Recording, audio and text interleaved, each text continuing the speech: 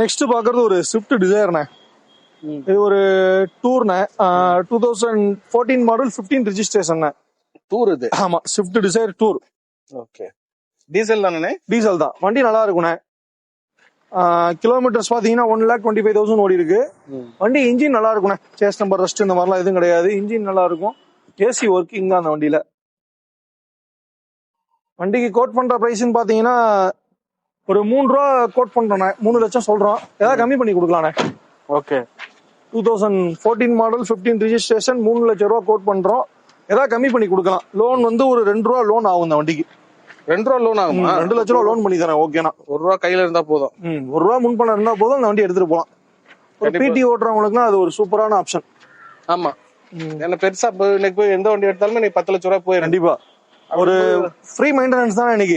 இன்ஜினே நீங்க ரீபோர் பண்ணாலுமே 70,000 ரூபா 60,000 ரூபா அதிகபட்சமே சொல்றேன்.